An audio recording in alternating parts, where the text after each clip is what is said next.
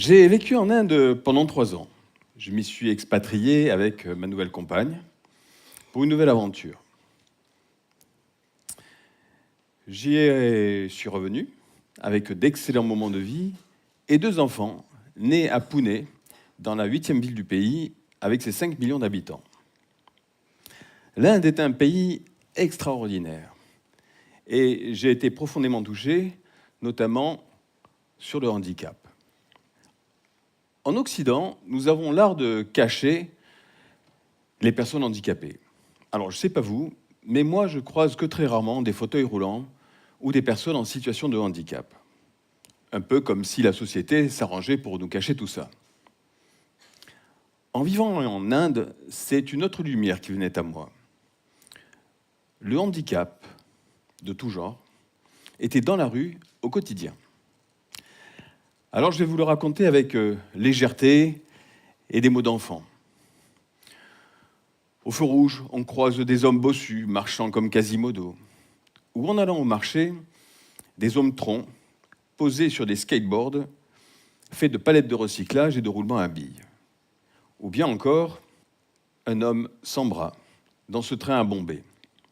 Il avait autour du cou une pochette UM, exactement la même que celle qu'utilisent les enfants quand ils prennent l'avion seuls pour mettre carte d'embarquement et passeport.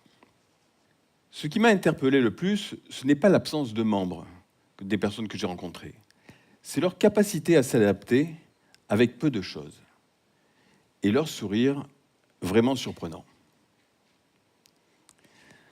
Je vis en Nouvelle-Calédonie. Je croise un autre sourire, celui d'une jeune Calédonienne qui a reçu d'une association métropolitaine une prothèse de main imprimée en 3D. Alors, je préfère dire un appareillage ludique. Elle s'appelle Mitsuko. Elle a perdu l'usage des doigts d'une main suite à un accident domestique. Je m'intéresse de près à son histoire et à l'impression 3D. Très rapidement, j'ai eu l'idée de réaliser moi aussi des mains et des bras pour des gens qui en ont besoin. Alors, pourquoi pas suivre l'exemple de cette association basée à Paris et de refaire un petit peu le même modèle en Nouvelle-Calédonie. Ce réseau de makers, de fabricants, est présent aujourd'hui dans plus de 80 pays. Je découvre ce qu'est l'agénésie, principale raison pour laquelle ces appareillages sont fabriqués. L'agénésie est une malformation congénitale. Elle représente en France métropolitaine entre 300 et 350 nouveau-nés tous les ans. Alors, on trouve des mains avec des petits doigts, avec quelques doigts, ou tout simplement des simples bouts d'avant-bras. Les prothèses existent depuis longtemps. Plus on trouve des avancées techniques, et plus elles coûtent cher. De plusieurs milliers d'euros à plusieurs dizaines de milliers d'euros en fonction des technologies. Et lorsqu'elles s'adressent à des enfants en pleine croissance, elles deviennent rapidement obsolètes. On estime à 12 à 18 mois d'utilisation. Après, elles deviennent trop petites. C'est là que l'impression 3D intervient. Alors, on dirait effectivement que cette technologie a été faite pour ça. Bien sûr, pour fabriquer une main en impression 3D, il faut du temps. Mais reste que le coût final est totalement marginal par rapport aux prothèses existantes. On est à quelques dizaines d'euros, je dirais quelques milliers de francs pacifiques. Alors, il faut se lancer. Et pour créer une association, il faut être au minimum 3. J'organise un apéro, j'invite mes jeunes voisins, je leur présente le projet, et pour le coup, ils y adhèrent.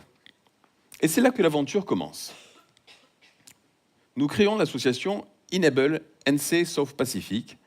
J'en suis le président, et je ne vous cache pas que je suis ravi de la nouvelle tournure que ça prend, avec un peu plus d'un an d'existence.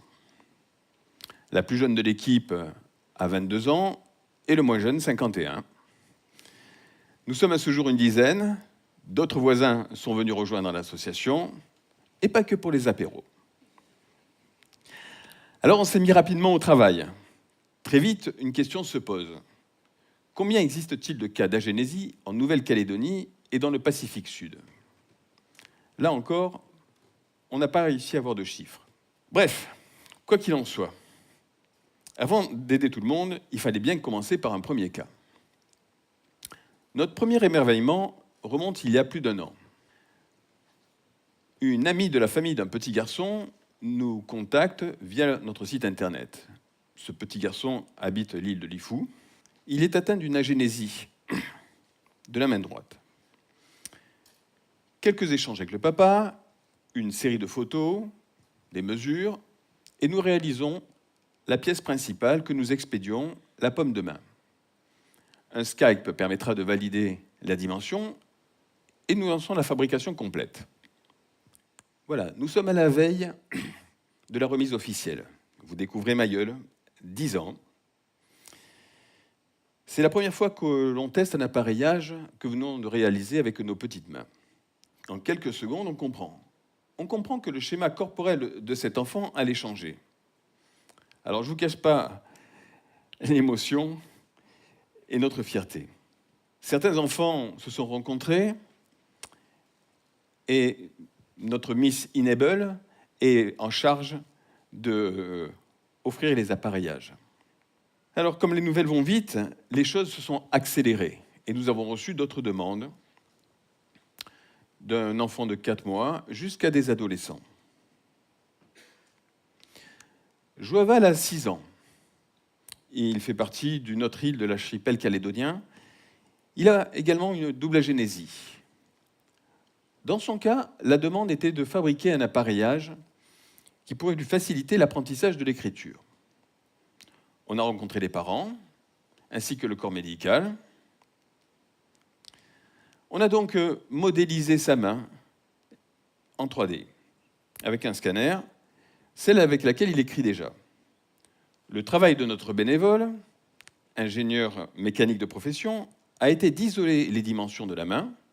Ensuite, il faut modéliser les données pour créer une coque à sa taille via un logiciel de conception 3D. Une fois le fichier créé, on a imprimé les pièces. On a réalisé 5 prototypes. La pièce finale a été livrée en juin dernier. Accompagné d'une ergothérapeute, Joaval a rapidement trouvé ses marques. Et, à la grande surprise de sa maîtresse, il écrivait pour la première fois les mots en lettres attachées. Alors, au tout début de l'aventure, Joaval avait dessiné sa main en couleur. Passé les difficultés techniques, et maintenant que nous avons un retour d'utilisation, nous allons lui en fabriquer une, à sa demande, de personnalisation. Et quand il aura grandi, on lui en fera une, un petit peu plus grande et peut-être avec d'autres couleurs. Ces appareillages, simples technologiquement, ne sont pas que low cost. Le fait d'avoir une main ou un bras avec des couleurs peut aussi changer le regard du handicap à travers les autres enfants. Et on découvre une nouvelle facette, celle de super-héros. Nous avons offert l'année dernière à Alessandro, ce petit Nouméen de 4 ans, une main. Fan de super-héros, il voulait une main comme Iron Man. Son frère jumeau, Emilio, qui n'a pas de handicap, lui est fan de Captain America. Alors, nous lui avons fabriqué un bouclier, et comme ça, il n'y avait pas de jaloux. 2 personnages Marvel Comics. Manaïti, 6 ans. Nous avons fait une belle rencontre lorsque nous sommes allés le voir à Papeete.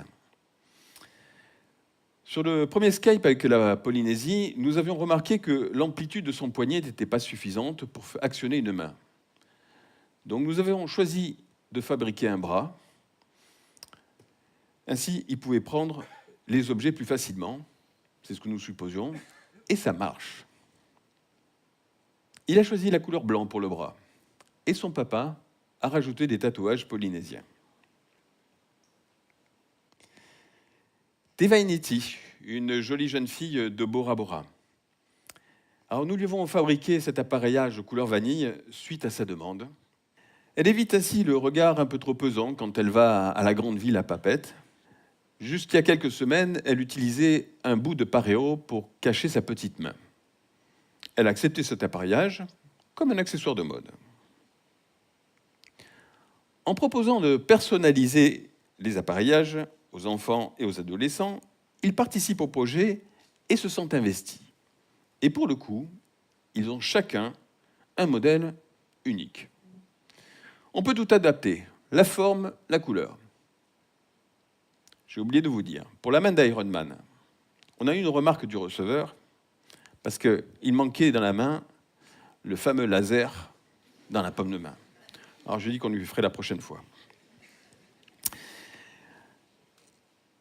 La voie de cette technologie s'ouvre également aux adultes. Nous avons remis il y a quelques jours à Tate, ce pêcheur wallisien, 2 appareillages complets pour qu'il retrouve plus d'autonomie. Alors, nous travaillons déjà sur la version 2, où nous avons scanné les avant-bras cette semaine. L'idée est de modéliser les coques pour un meilleur maintien, afin qu'il ait une meilleure préhension des objets. Ces appareillages, notamment lorsqu'ils sont proposés aux enfants, s'inscrivent dans l'apprentissage des futures prothèses qu'ils auront. Il y a plus de chances que le taux de réussite d'utilisation des prothèses soit supérieur qu'avec celui des adultes, qui n'est aujourd'hui que de 35%. Mais pour le moment, les appareillages que nous fabriquons ne coûtent pas un bras. Alors personnellement, j'ai la chance d'avoir 4 beaux enfants, et ils ont tous leurs 10 doigts. Alors pourquoi je mets autant d'énergie dans tout ça? Le handicap ne me concerne pas directement. Certes, pourtant il me touche. Les sourires de ces enfants me touchent profondément. Alors, toute l'équipe et moi-même, à notre niveau, nous sommes tellement fiers de contribuer au changement du regard sur le handicap. Et surtout, si heureux de recevoir des sourires. Merci.